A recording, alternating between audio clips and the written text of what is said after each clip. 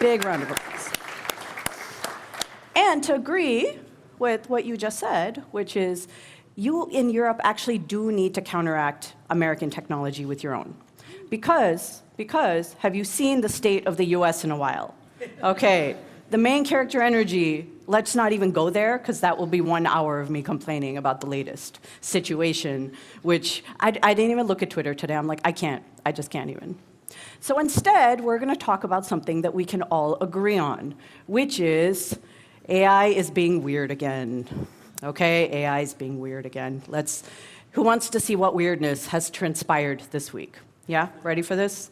Here we go. All right, who uses Cursor? Okay, so Cursor. So Cursor is an AI company. So we all assume, you know what, AI company aren't going to do the stupidest thing you can possibly do as an AI company, which is make a chatbot, jam it on your website, and let it do its own thing. Right? Can we agree, Matthijs? Do you think? We just talked about this. The last thing I want to do is build a chatbot. If anybody asks you, that's the first AI project we're going to do, let's build a customer service chatbot, the answer is no. Do not do it. No. Build anything else. Lie to your customer. Make 10 if statements in a file, check it in, and claim it's a chatbot.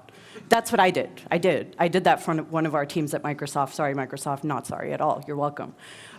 So what happened to Cursor? They made a chatbot. They called it Sam. They didn't disclose Sam is a chatbot because they don't believe in responsible AI. So does not say Sam is a real person. So Sam starts hallucinating and totally making things up, like saying Cursor can only be installed on one machine with one subscription. Everyone loses their minds.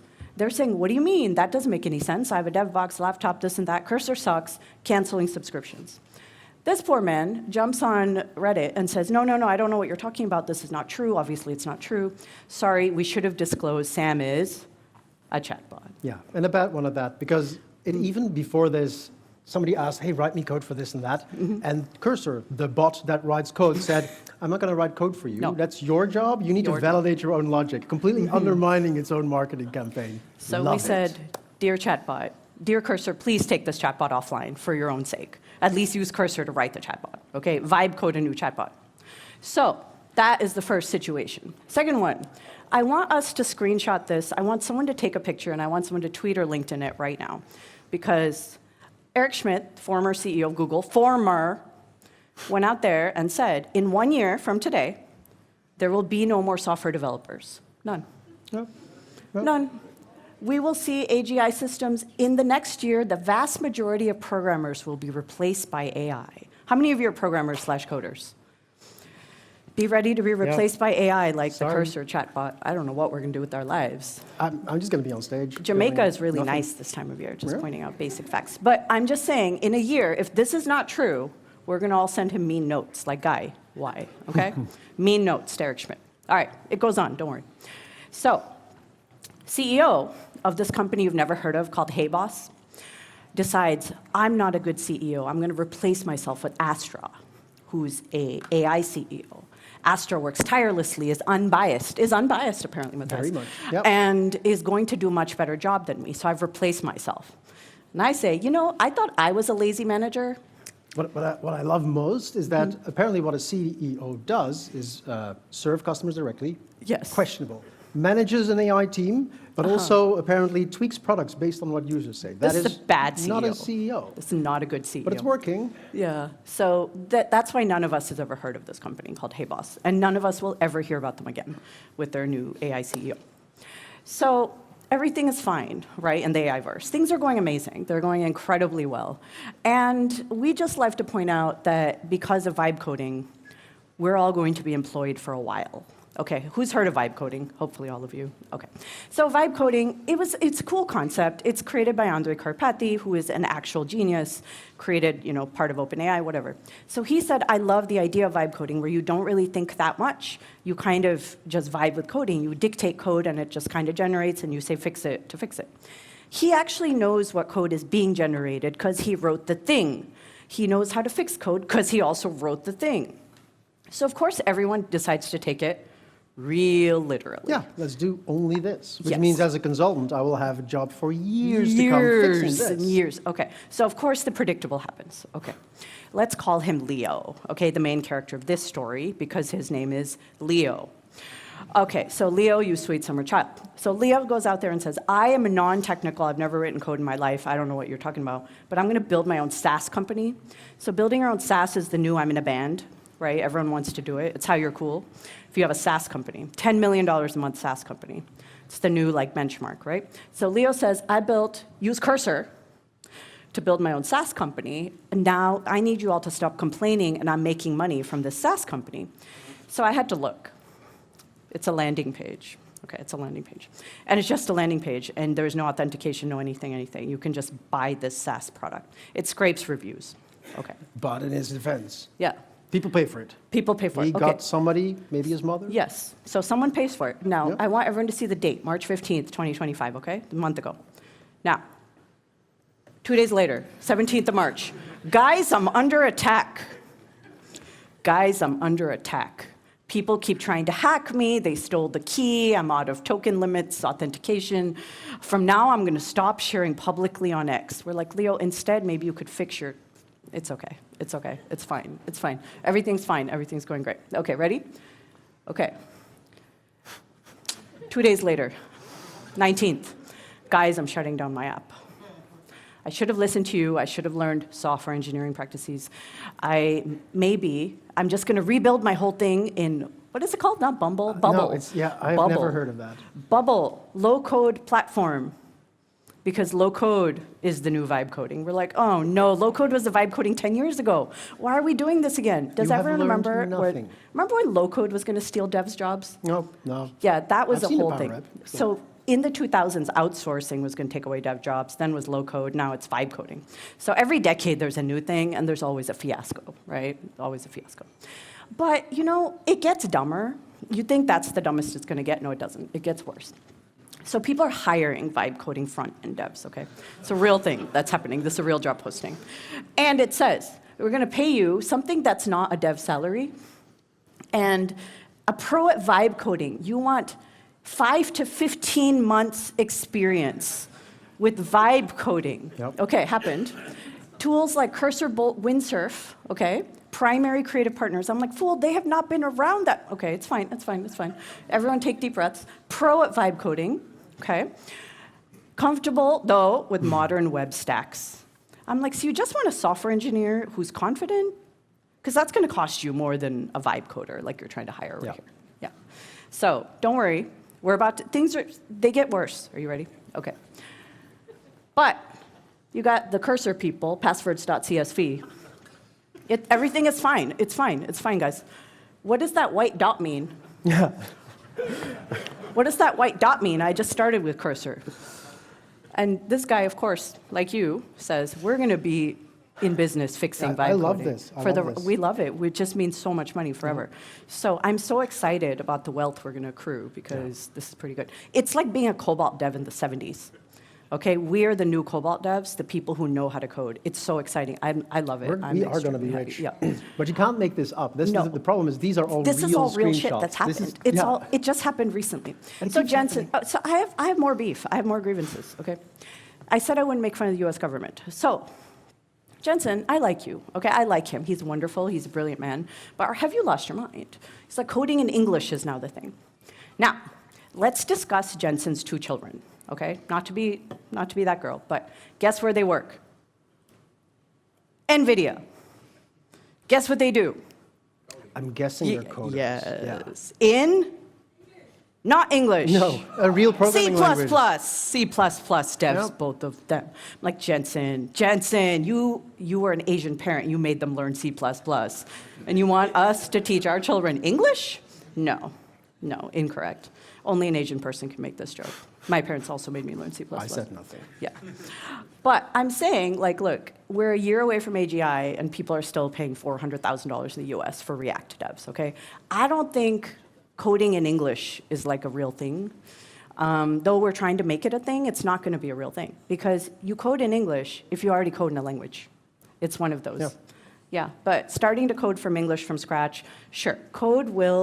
You can probably generate, I don't know, 100% of code from scratch if you know what you're doing. Because at some point, you're going to go and have to fix it. You're going to have to structure it, think about basic things. Or even worse, yeah. the thing might work and you have no idea why. You don't know why. I love it.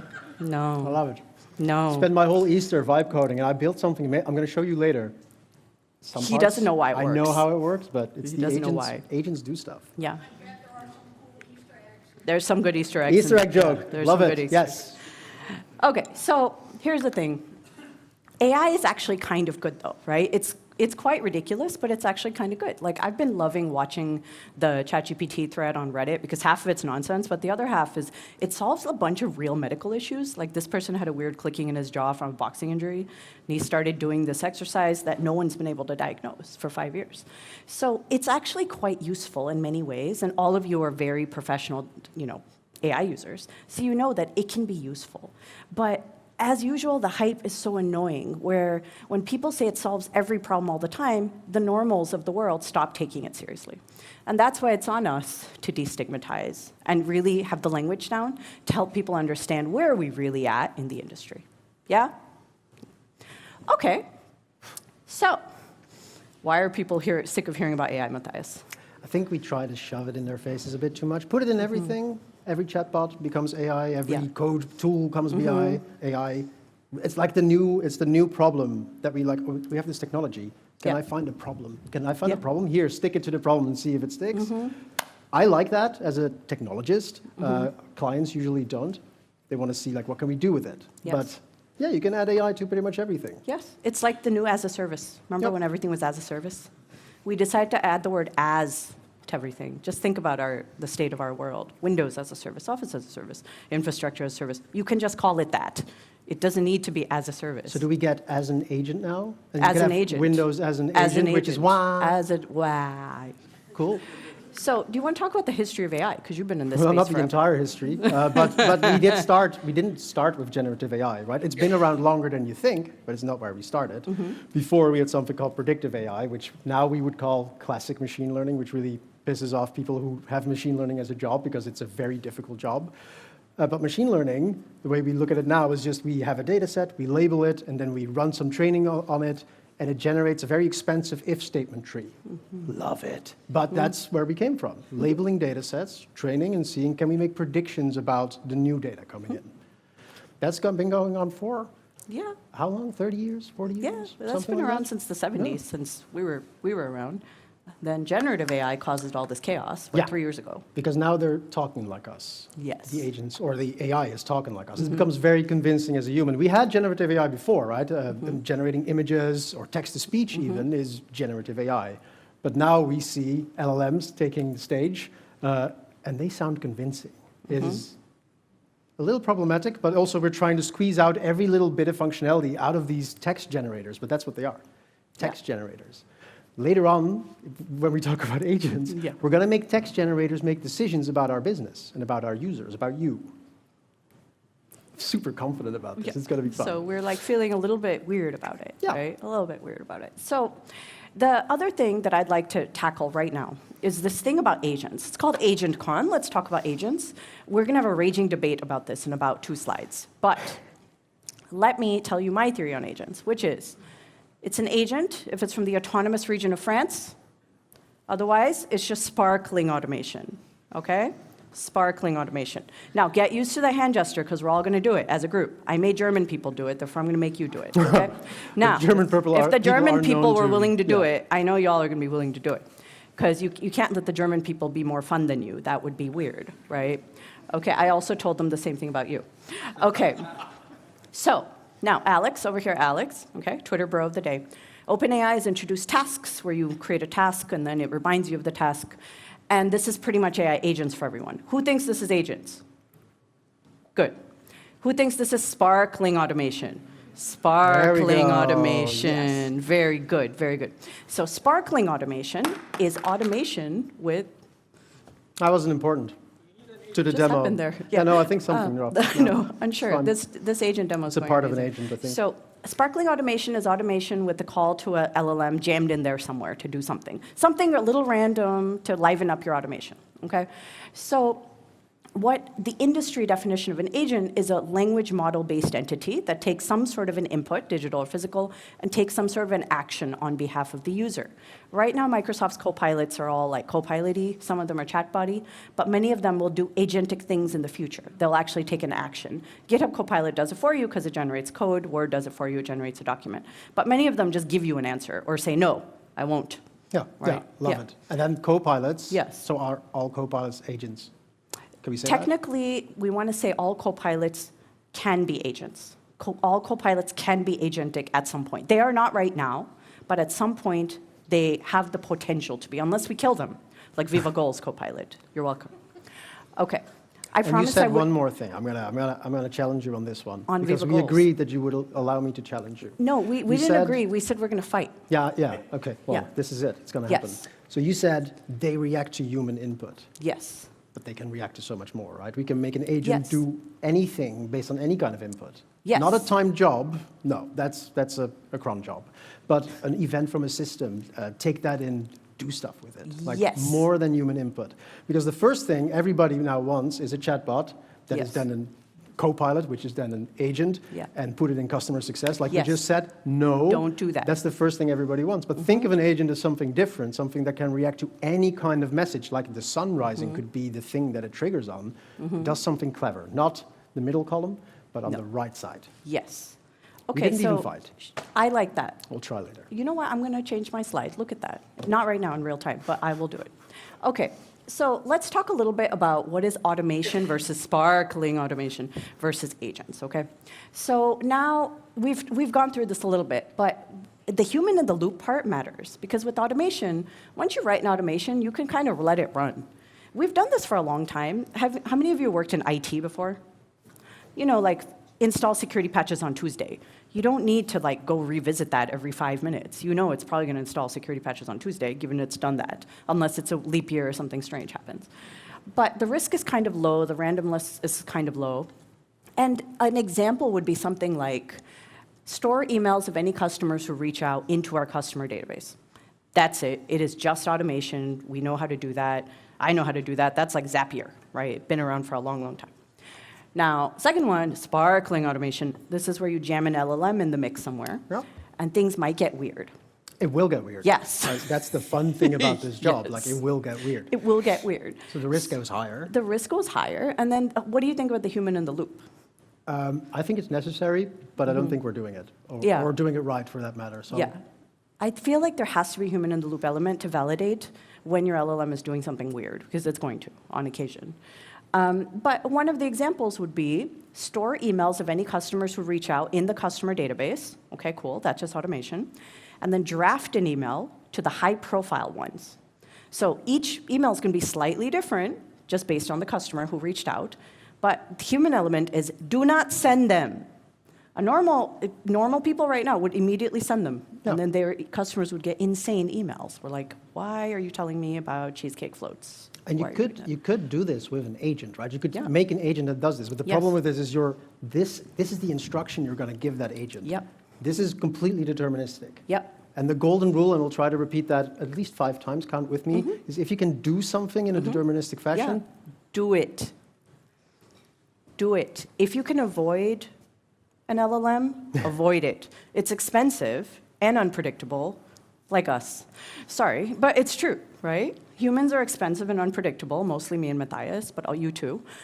But we are random, and the more you can remove randomness, the better your software is going to be. No one's like, I love random software, unless you're doing a creative activity. So, and then true agents from the autonomous region of France, you know, you're going to need more human in the loop. You're going to want many types of data inputs. You don't need to say, this is my data structure. Yeah. You can give it something more vague. here's chaos. Here's chaos. Enjoy. More chaos here. And so one would be like search external forums on Reddit or something, bring back lots of customers who might be interested in my product, draft emails to them to send with something delightful. But again, normal companies would just send those emails out. And that's why you get such bad agents. I would put a human in the loop and say, let me review it. Also, tell me where the heck did you find this customer from? Yeah, and Yeah. I'm just looking at search external Yeah. forums. I'm like, If you don't specify what it's going to Yeah. search for, it's going to land in interesting places. Interesting on the internet. places, yeah. It's going to lead to interesting emails. Interesting emails. It's going to be fun. It's going to be fun, yeah. But first you have to build the bad agents. You understand why you shouldn't build the bad agent. I've built so many bad agents. I Yes. brought some today as well. It's going to be fun. So that is kind of the purview of automation, sparkling automation agents. Now, what is going on at Microsoft, right? And that is the question we all wake up and ask ourselves every day, what is going on at Microsoft? So, of course, I have to show the slide every time because we are the problem. Yes, we are. We can stand up and talk about this, but we continue to be the problem, as does every single company in the tech industry right now, which is we feel the need to agentify products that have been around since we've been alive. Yes. Why? Because we think they should be more helpful. And in some cases, they're actually really helpful. In some cases, I'm like, please turn that off right now. Copilot for Excel, right? It's like, do you want to clean your data? I'm like, I don't even know what that means. No, yeah. Yeah. Please so don't touch the data. don't- Nobody knows what this data means. No one knows. Haven't done so Don't in touch 20 it. years. Don't touch Yeah. it, right? So one of the things we've done that I felt have been more useful was we created a free AI Agents for Beginners course. And the URL is here. It's aka.ms.ai-agents/beginners. And I recommend people take this course because it'll give you the whole entire enchilada of like what is an agent, agent design principle, single agent, multi-agent language, all this stuff. You can do it's in Python, I know. Yeah, I know. GitHub Yeah, Copilot will fix it. I know. You know, GitHub we'll Copilot port will fix it. It's in Python. You don't even need to do the course, but read through it because it'll give you a much better idea of where the computer science angle is of agents. And we also released a set of design principles and a set of design guidelines. Now, the principles are why we're building agents to operate in this way. Much of it is complying with EU AI Act, by the way, right? That thing that nobody really understands, but we have to get to doing this in what, 6 months, 12 months? Yeah, Anybody know the answer?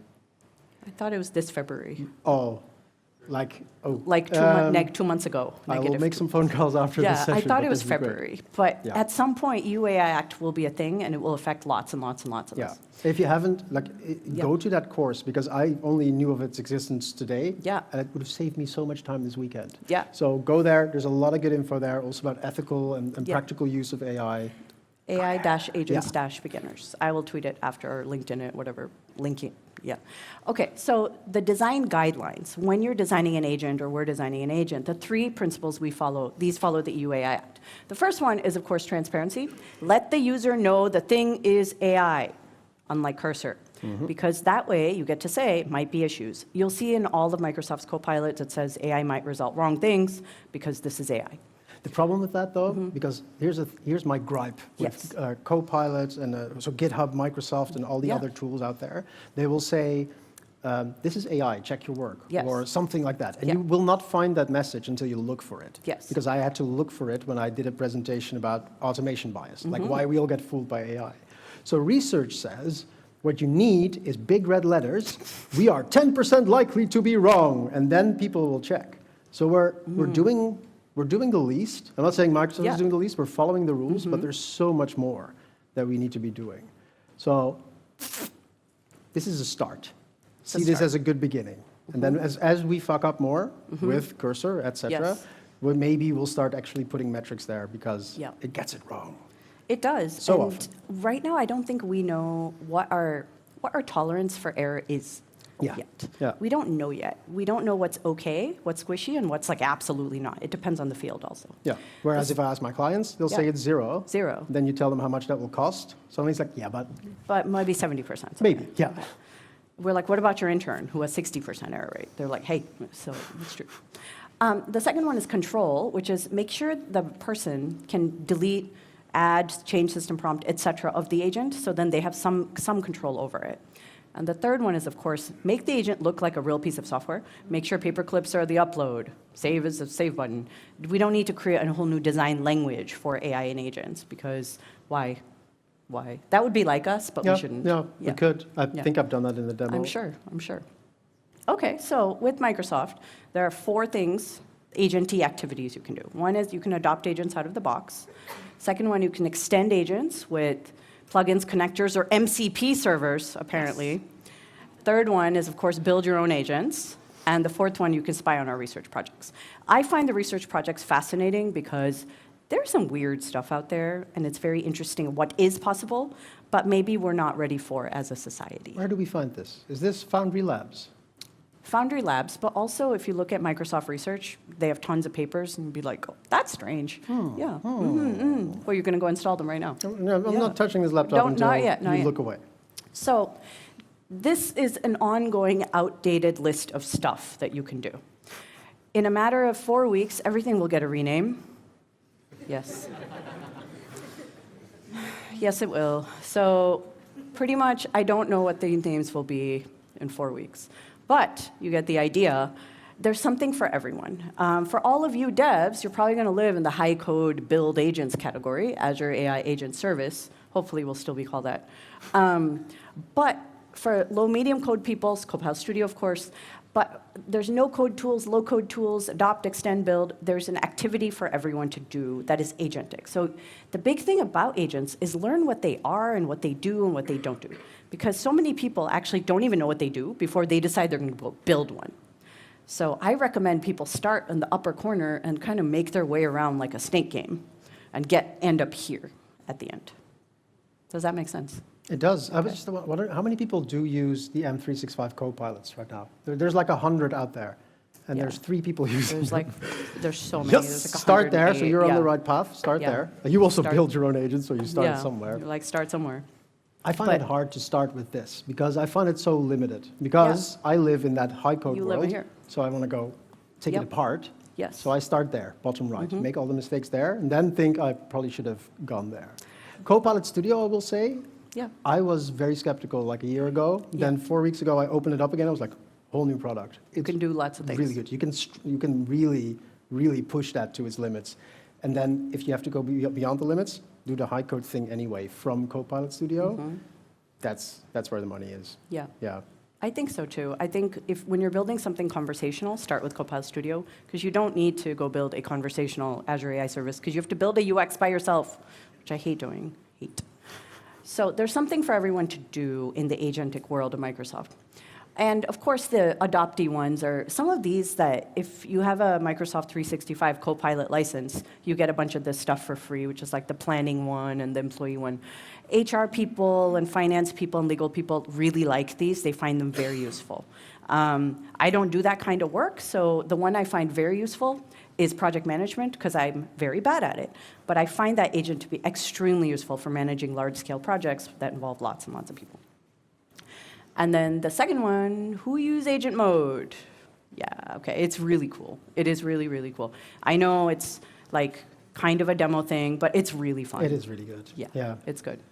I loved Theus's presentation earlier in making the Mario game using agent mode. That was good. Yep. That was cute. I liked it. That was very, very cool. And then if you live in the Dynamics worlds, they have, I couldn't fit them on a page. I think they have 53 agents. But these are some of them. But Dynamics people really like their agents.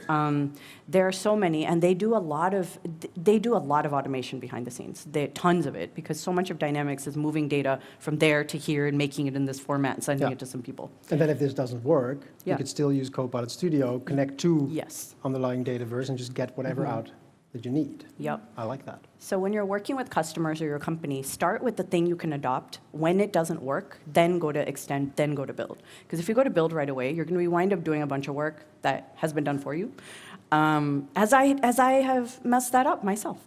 So that's where we're at. Power Platform Plan Designer. Does anyone like this? Some people like this. Power Platform people, some are like, this is stupid. Others are like, actually, it's kind of helpful because it fixes your Dataverse for you, which no one really likes to do. And if anyone tells you they like to, they're lying. But some people find it really, really useful. I find it useful because I don't want to set up my Dataverse. The extending Microsoft 365 Copilot with, what do you call this now? You just call it Agent Builder, right? Okay, it's just still call it Agent Builder, soon called not Agent Builder. For now.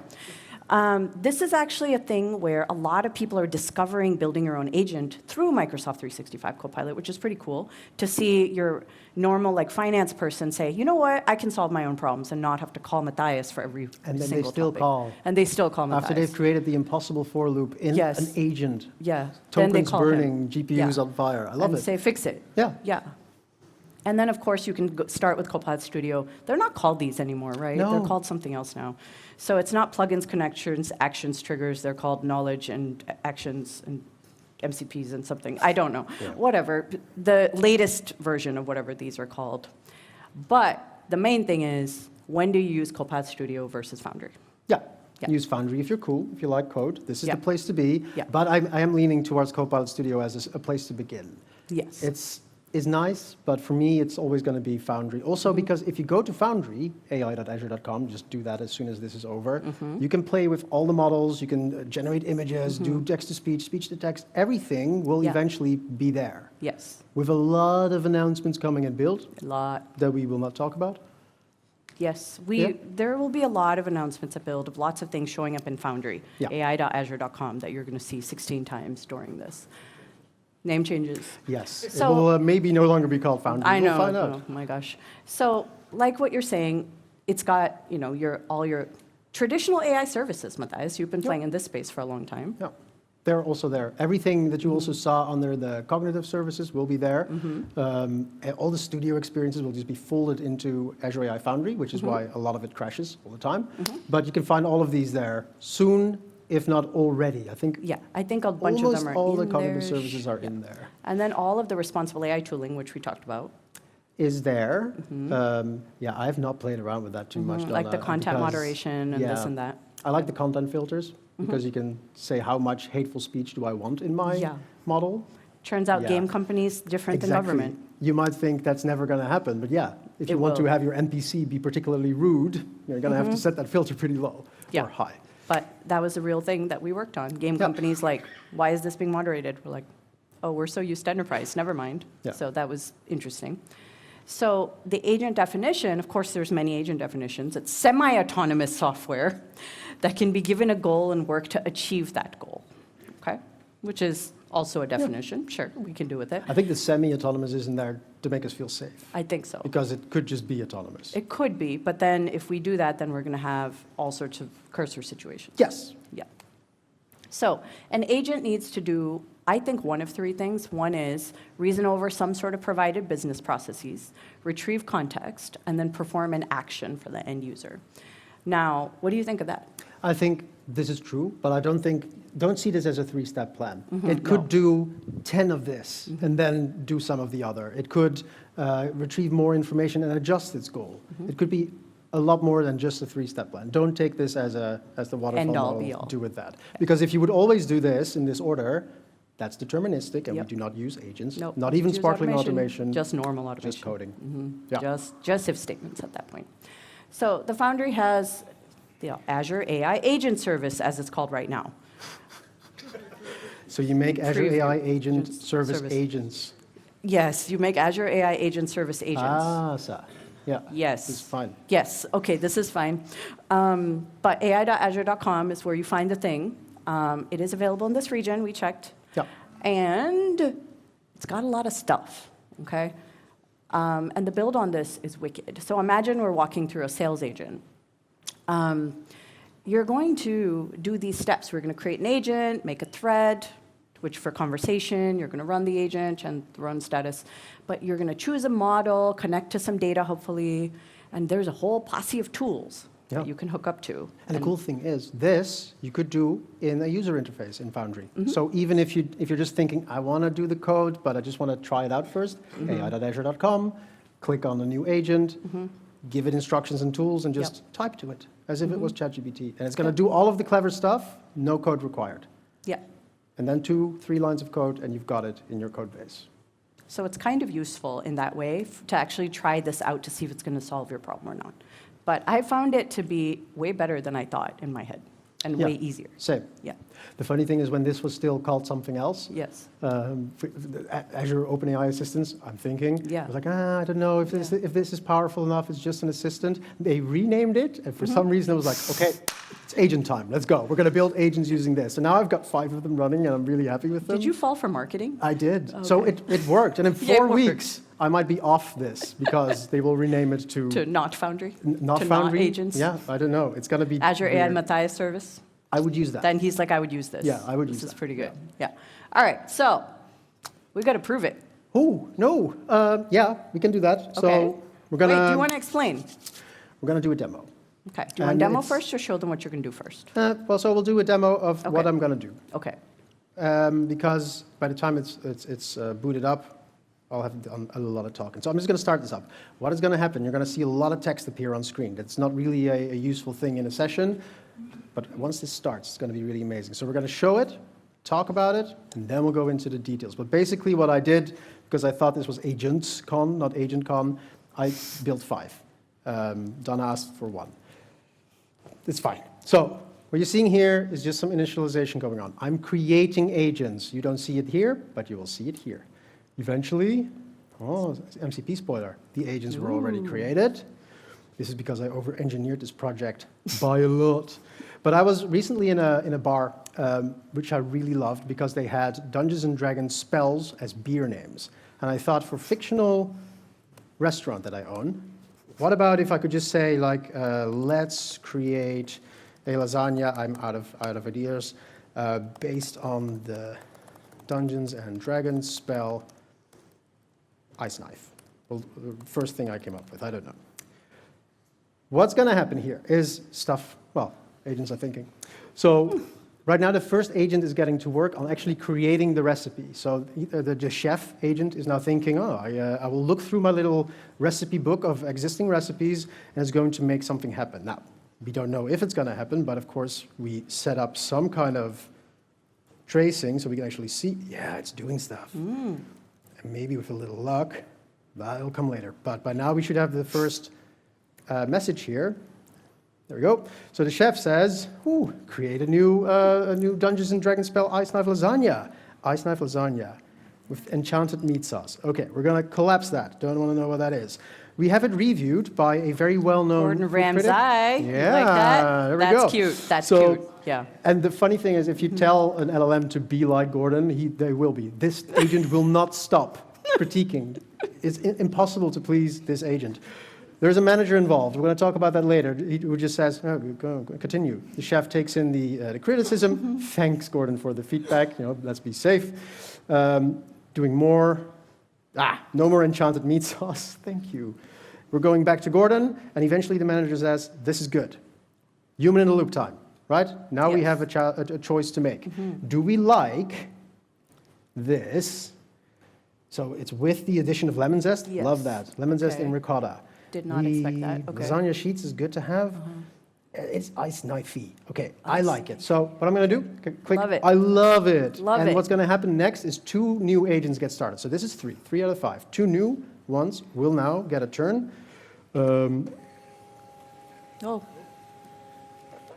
What just happened?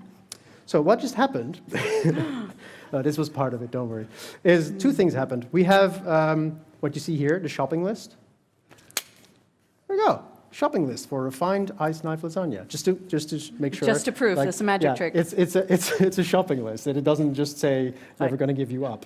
There we go, yeah, thank you. Yay. Okay, so 2 agents started working. They all got the same recipe, the last recipe that was shown to that we just showed.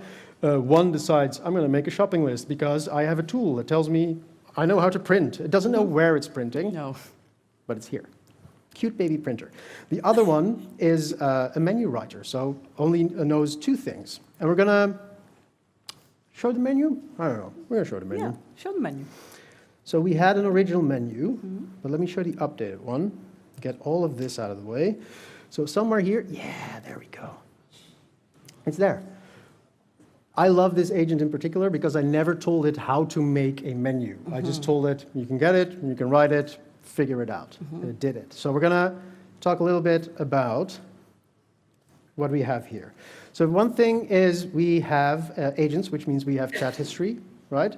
A lot of stuff has happened, but none of that is shown to you. So you get the messages.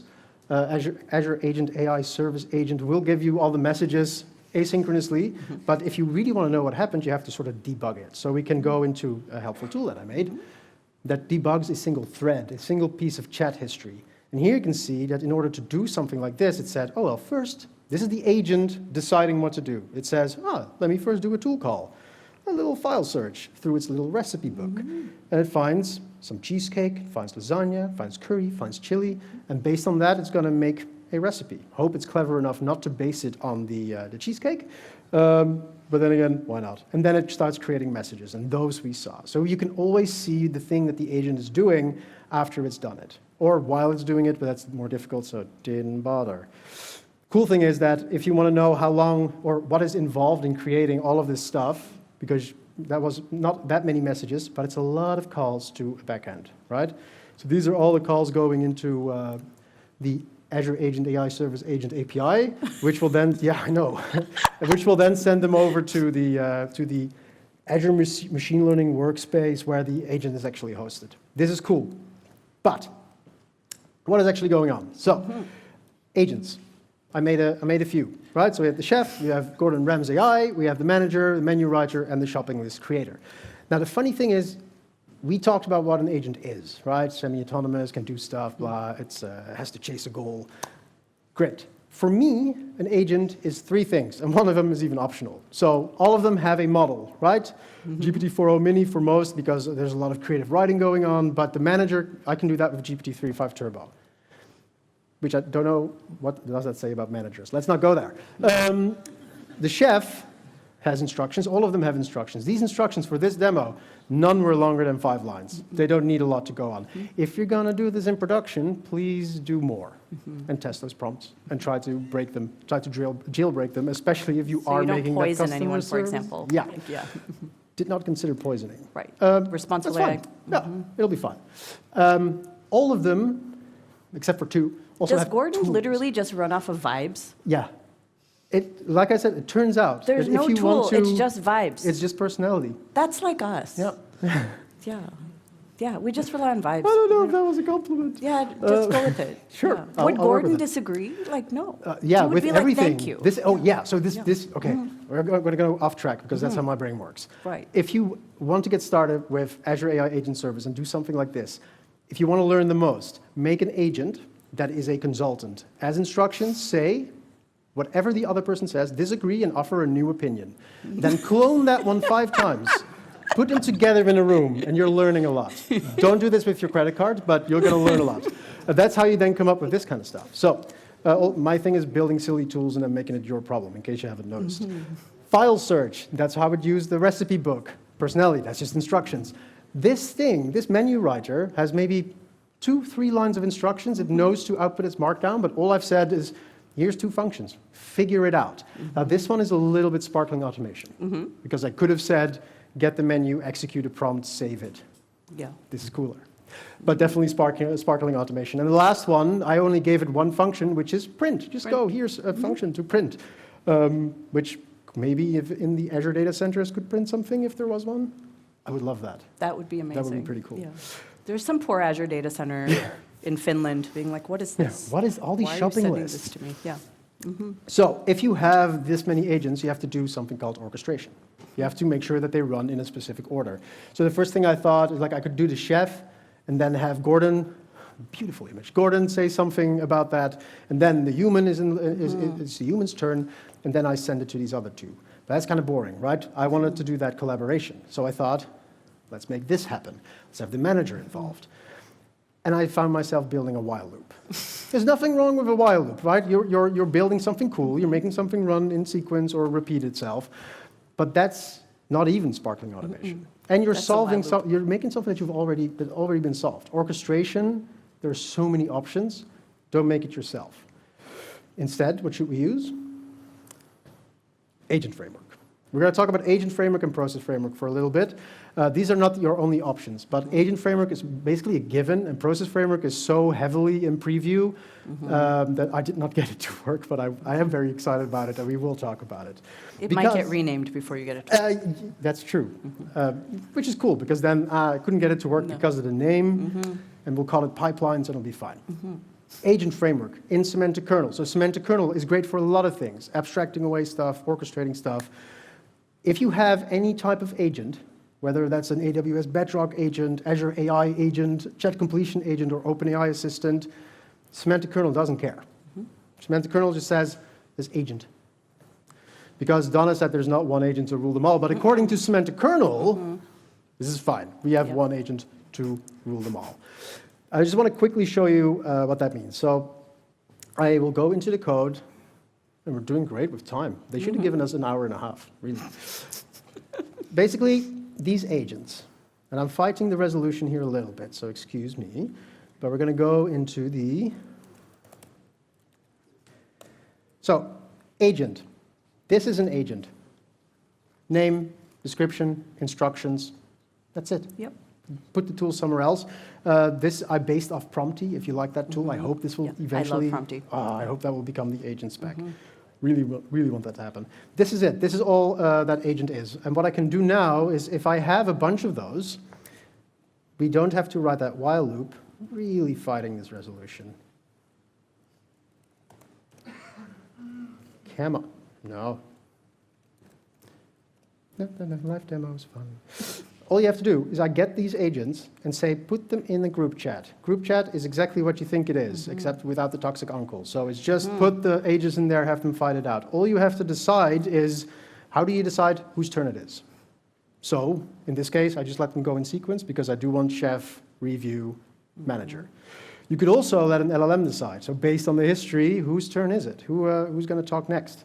And I say, please start with the chef agent. Again, deterministic. When you can, do it. Because otherwise, Gordon might say, I say, give me a lasagna for this Dungeons & Dragons spell. And Gordon says, that's dumb. Yeah. That's probably what happened with Cursor. Yes. The wrong agent got involved and said, I'm not going to write this code for you. No, I'm not going to. Then you also want to make sure that they stop talking, because it's expensive. So one thing, again, deterministically, say 10. Ask That's him how it. he knows. Yeah. Yeah. I got a call. It was not a fun call. I'm owed some money somewhere. I owe some money somewhere. But I can also say, let the termination be done by a specific agent. So what I've done in this strategy, it's called a strategy because that's what semantic kernel does it. All I do there is run a regular expression that says, if approve, we done. That's it. So I told that agent, just say approve when you think it's done, and that's it. You invoke the chat, print messages on screen. This is it. Problem solved. Orchestration, done. So there's that. So with Agent Framework, even though it says Process Framework on the top, we can just make a group chat. So no more while loop, no more figuring that out by yourself. You have infinite flexibility, and it just works. So then Process Framework. Again, heavily in preview, will explode, has exploded. Most of my Saturday was horrible. Instead of thinking about group chat, we abstract that away and say, we just have a step. I called it the collaboration step, and when this runs, it runs that group chat. The cool thing about Process Framework is it bases itself on events. So a step can emit events, and then if you have a lot of these steps, so the steps that we've already seen, and they all have events, you can start stringing them together. This is really cool. So you can make a bunch of really complex things, fanning out, reducing back. You can summarize the history of this chat and put it into another. Displaying the actual messages or errors could also just be a step. You can go as far as you want with this, but you don't have to. Because who here has used Azure Functions? Okay. Who here knows what an Azure Durable Function is? Right. What do they have? Steps. And what do they have?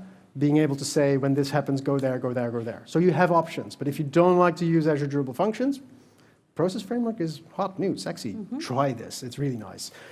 Maybe wait a few weeks if it gets renamed, but it's really, it's really quite something. So I had one more thing, because it did print something, and I wanted to show, because MCP is hot, so I thought, let's build an MCP server. What is a demo without MCP nowadays? Are you even a It's demo? nothing. Yeah. It's really nothing. So I thought, what is a problem that's been solved 1,000 times and I can solve again? Printing. This needs an MCP. But Yeah. this printer worked, and my printer at home usually doesn't. So it is a big deal for me. He bought a printer for this. I Just did. so well know. I did.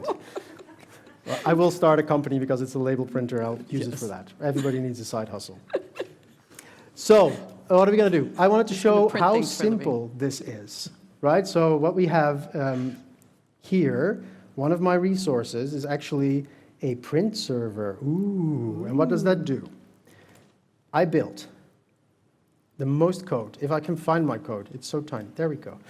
The only thing, if we get rid of the debug statements, because I was debugging a little bit, here we go. So you will recognize this as starting a web server, right? You're building your web server.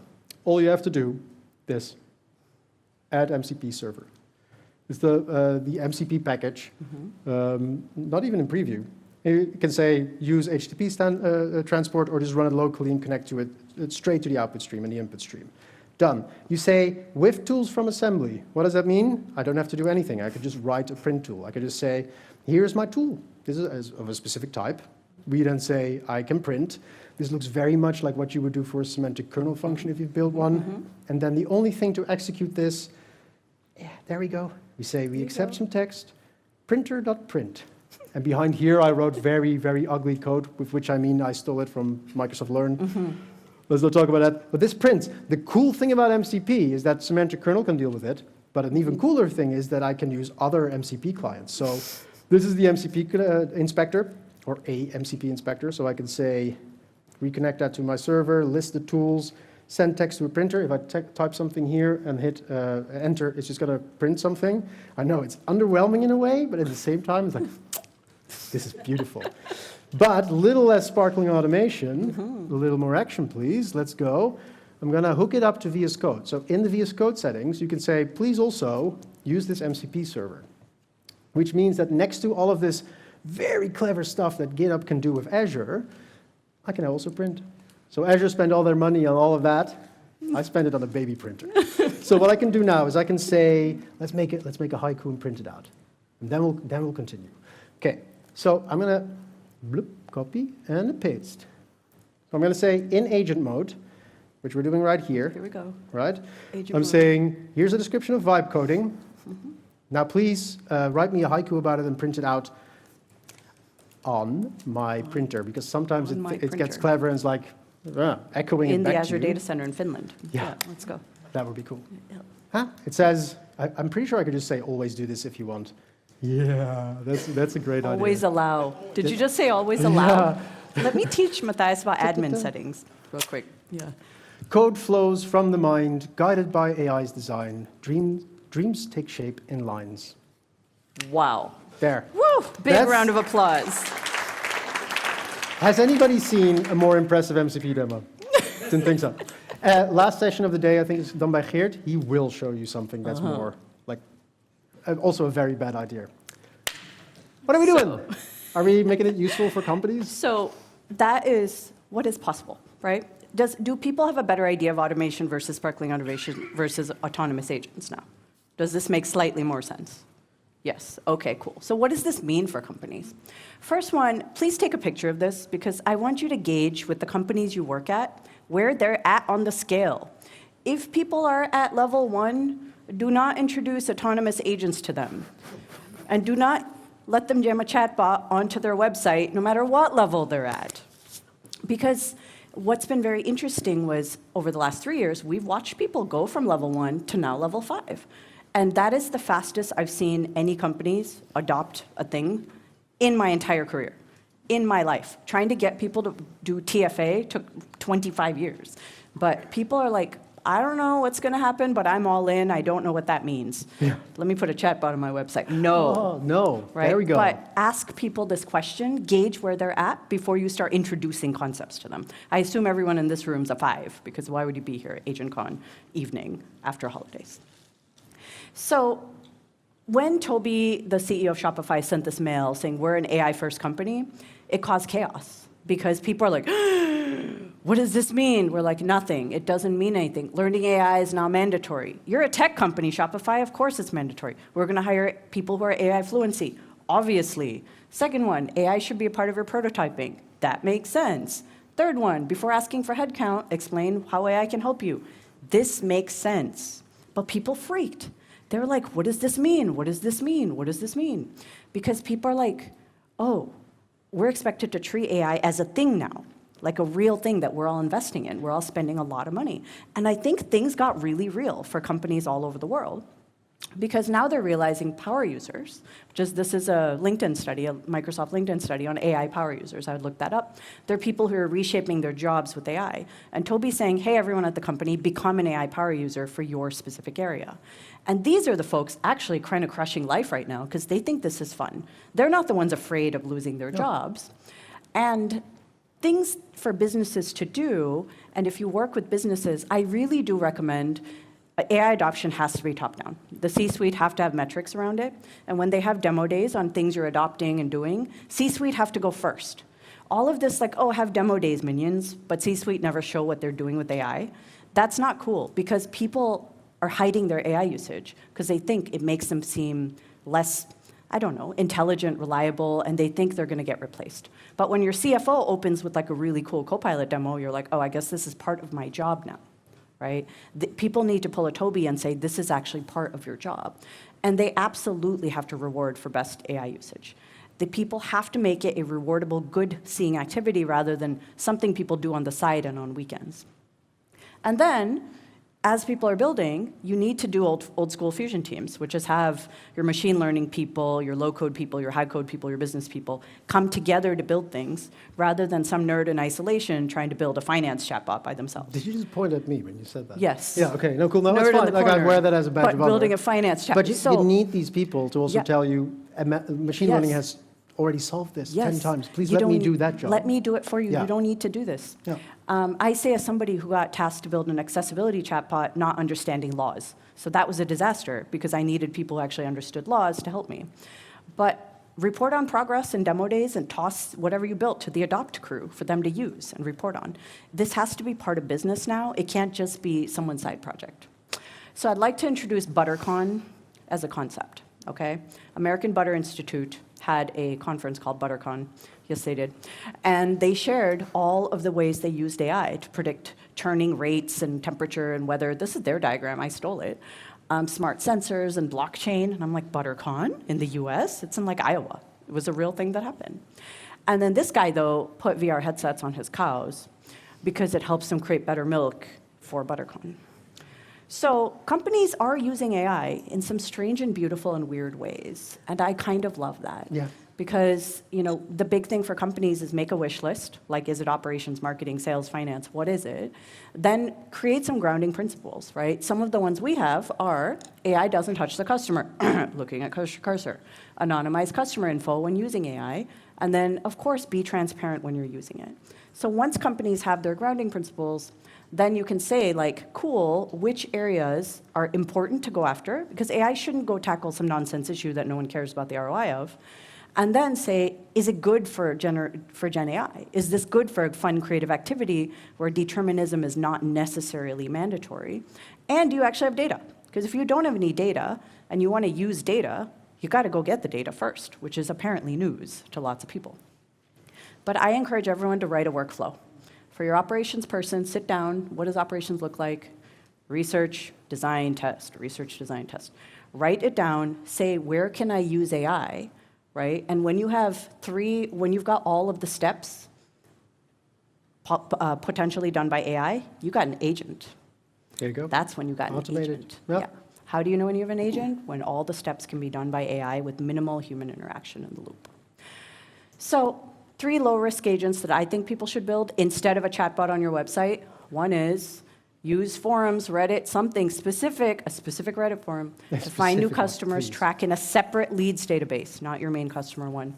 Second one, create a recommendation system for your existing customers to show them things they should be interested in. And the third one is an agent to help customer service people answer questions faster, not replace them. But these are 3 very low-risk ones. When companies do this, they succeed. They see huge gains, huge values. It gives sales, marketing, and customer service something to do. And then upper management are like, oh, actually, I see it has use cases, and we haven't ended up on the front page of the news. Yeah, and just to make sure that we're Yeah. on the same page, that third one didn't say build a customer service bot. No. Build a bot that helps the human that's on the phone Exactly. get the right context. Because Build customers that. still hate talking to machines more Yes. than anything in the whole world. So for devs, y'all are now AI engineers. I'm sure we all know that. Yep. We all have to learn a little bit of what machine learning is, how to fine-tune, do this, that, next thing. But in general, we don't all need to become machine learning experts. No. No. And 4 years ago, everybody, the AI bros were saying prompt engineer will become the next sought-after job. Yes. Who here is a full-time prompt engineer? There we Other go. than Done. the Super Mario game situation, Yeah, which of was course. full-time prompt engineering, Yeah. he left. But we're having leaders say they're going to hire someone with AI skills before someone with experience, which is not surprising because you're going to develop that experience very quickly. But for devs, I would say probably the 5 things that you should be doing right now. First one is document your AI usage, not just of writing code, but your entire workflow end-to-end. Talking to a customer, saying no. Talking to the customer again, also saying no again. Write it down, figure out how you use AI in it, document, share it. Make your workflow. This is mine. Like talk to customers, design the thing, fix it, get mad, fix my code. Most of mine is fixing stuff. Like AI wrote something, that's wrong. AI wrote documentation, that's stupid. Like fix it, make it not stupid.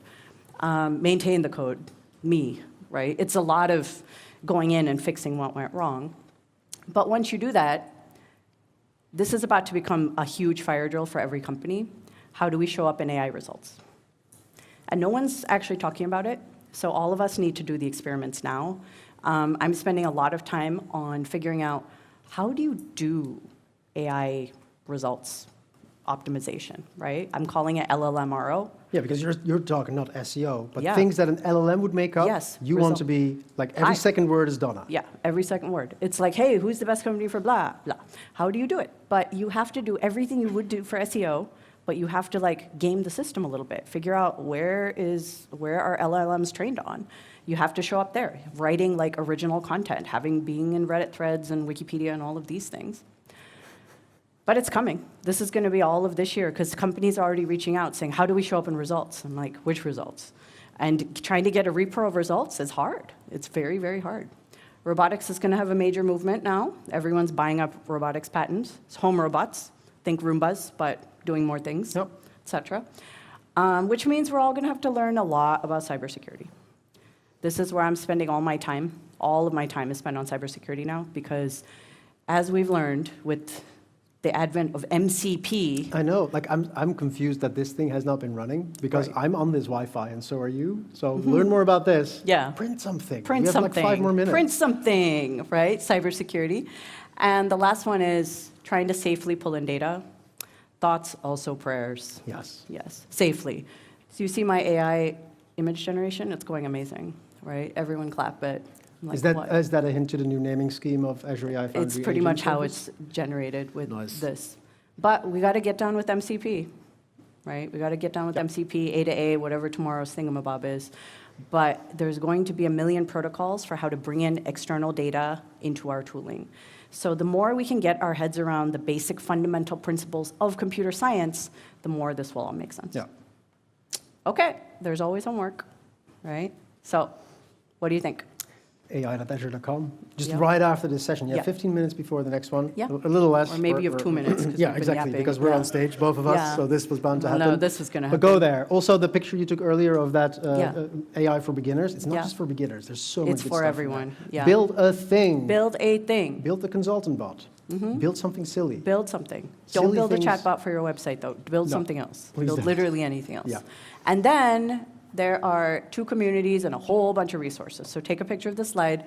Join our Foundry forum where you can ask your questions. We post our evergreen stuff along with our name changes and any fun things you might want to know. So that link might become invalid soon, but now? It's valid. And join the Discord for conversation. That is where we spend all our time hanging out.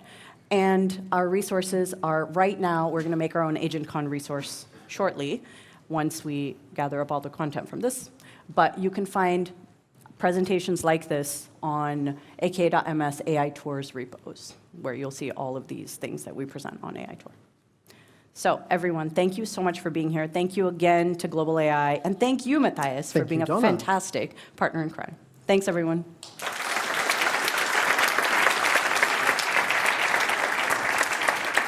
Great job.